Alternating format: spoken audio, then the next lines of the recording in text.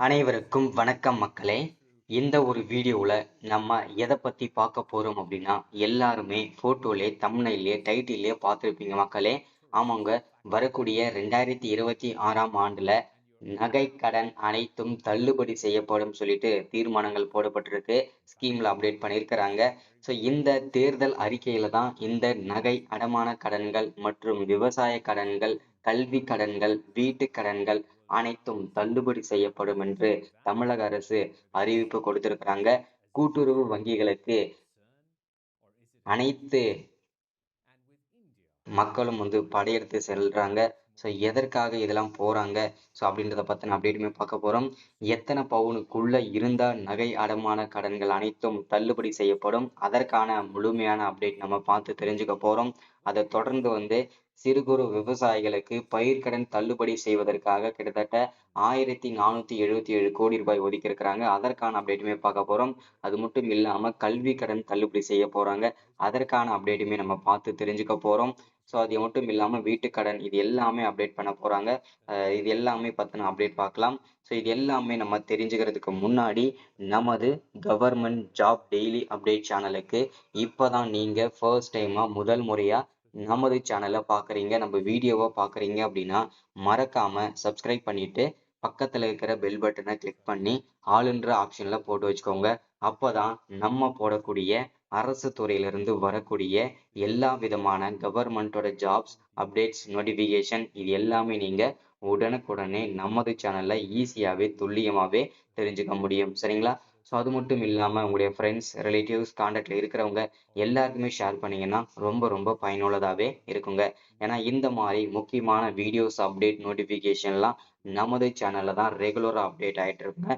முடிஞ்ச அளவுக்கு எல்லாருமே சீக்கிரமாக நம்ம சேனலை ஃபாலோ பண்ணிக்கோங்க. சரிங்களா? சரி, ஓகே, வாங்க வீடியோக்குள்ளே போயிட்டு இதற்கான முழுமையான அப்டேட் என்ன ஏதுன்றதை பார்த்து தெரிஞ்சுக்கலாங்க. சரிங்களா? இங்க தெளிவா மென்ஷன் பண்ணி கொடுத்துருக்காங்க பாருங்க. தேர்தல் அறிக்கையில தேர்தலில் நகை கடன் தள்ளுபடி அறிவிப்பு, கூட்டுறவு வங்கிகளுக்கு படையெடுக்கும் மக்கள் அப்படின்னு சொல்லியிருக்காங்க. ஸோ இதை பத்தின அப்டேட் பார்ப்போம்.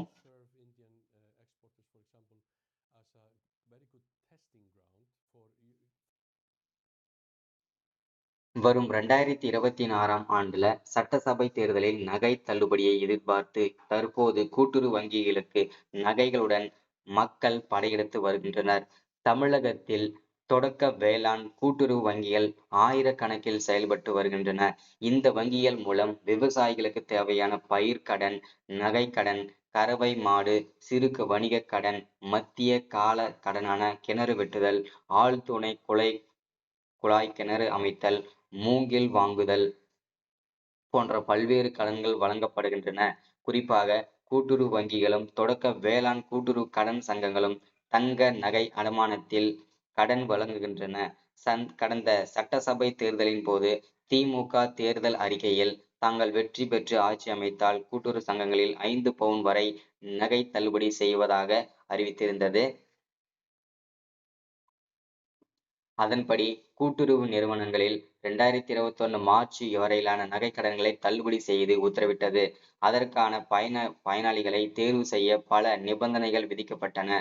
அதன் அடிப்படையில் 14.51 லட்சம் பயனாளிகள் தேர்வு செய்யப்பட்டு 6000 கோடி பயிர்க்கடன் தள்ளுபடி செஞ்சாங்க. அது மட்டும் இல்லாம நகை கடனும் தள்ளுபடி செஞ்சாங்க. இந்த நிலையில வரும் 2026 சட்டசபை தேர்தலில் கட்சியினர் அளிக்கும் தேர்தல் வாக்குறுதியில் நகை கடன் தள்ளுபடி அறிவிப்பு இடம்பெறும் என எதிர்பார்த்துள்ளனர்.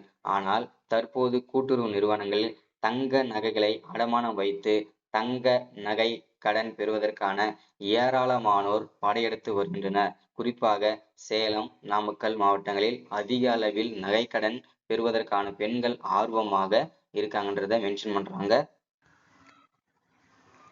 நகைக்கடன் தள்ளுபடி திட்டம் தமிழக அரசு முக்கிய அறிவிப்பு. தமிழ்நாடு அரசு இந்த ஜுவல் லோன் ரெகுலேஷன் அப்படின்றத மென்ஷன் பண்ணி சொல்லியிருக்கிறாங்க. இதை பத்தின அப்டேட் தான் இந்த வீடியோல நம்ம பார்த்து தெரிஞ்சுக்க போறோங்க. சரிங்களா?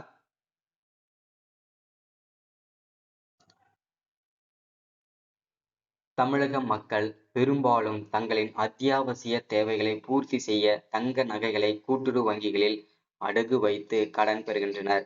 ஆனால் பெரும்பாலானவர்கள் கடனை முழுமையாக அடைக்க முடியாமல் ஆண்டு கண்டி வட்டி மட்டும் கட்டி வருவதே வழக்கம். இந்த சூழ்நிலையில் தேர்தல் காலங்களில் அரசியல் கட்சிகள் நகை கடன்களுக்கு தள்ளுபடி வழங்குவதற்காக வாக்குறுதிகள் அளித்து வருகின்றன. கடந்த சட்டமன்ற தேர்தலில் இத்தகைய வாக்குறுதி வழங்கப்பட்டது. அதன் பின்னர் ஆட்சிக்கு வந்த திமுக அரசு தகுதியான பயனாளர்களுக்கான நகை கடன் தள்ளுபடியை அறிவித்தது அப்படின்னு சொல்லியிருக்கிறாங்க. இதுல எவ்வளோ கோடி தள்ளுபடி செஞ்சிருக்காங்க அப்படின்னா ரூபாய் 4903 கோடி மதிப்புள்ள தங்க நகை கடன்கள் தள்ளுபடி அப்படின்னு சொல்லியிருக்கிறாங்க. மொத்தம் 48,84,726 நகை கடன் விவரங்கள் கணினி மூலம் பகுப்பாய்வு செய்யப்பட்டது. இதில் 35,37,693 கடன்கள் தள்ளுபடிக்கு தகுதியற்றவை என்றும் 13,47,033 கடன்கள் தகுதியானவை என்றும் தீர்மானிக்கப்பட்டது. இவற்றில் 11,70,309 பயனாளர்களின் நகை கடன்கள் குடும்பத்திற்கு 40 கிராம் வரையிலான அளவுக்கு ரூபாய் 4,903 கோடி மதிப்பில் தள்ளுபடி செய்யப்பட்டுள்ளன என்று தமிழக அரசு தெரிவிச்சிருக்கிறாங்க. சரிங்களா?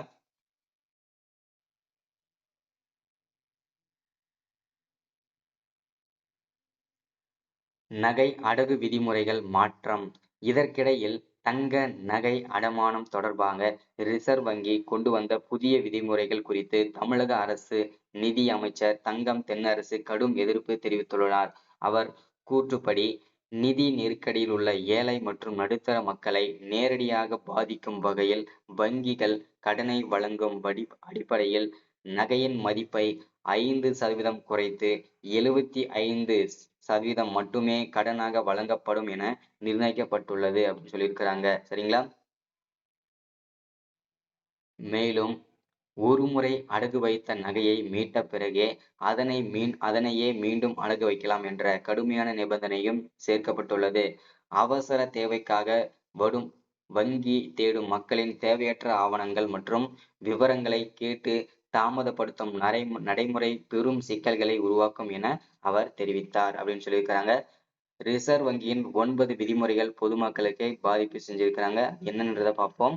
மக்கள் கடந்த மாதம் வெளியான விதிமுறைகளில் இருந்து மீளாமல் இருக்க தற்போது ரிசர்வ் வங்கி மேலும் புதிய 9 கட்டுப்பாடுகளை கொண்டு வந்துள்ளது.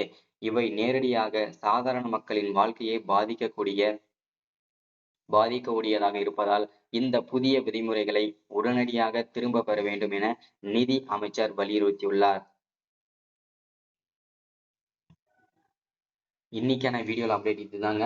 ஸோ இந்த நகை அடமான கடன்களை அனைத்தும் தள்ளுபடி செய்யப்படும். எல்லாருமே இந்த ஸ்கீமை பயன்படுத்திக்கோங்க. So thank you, welcome.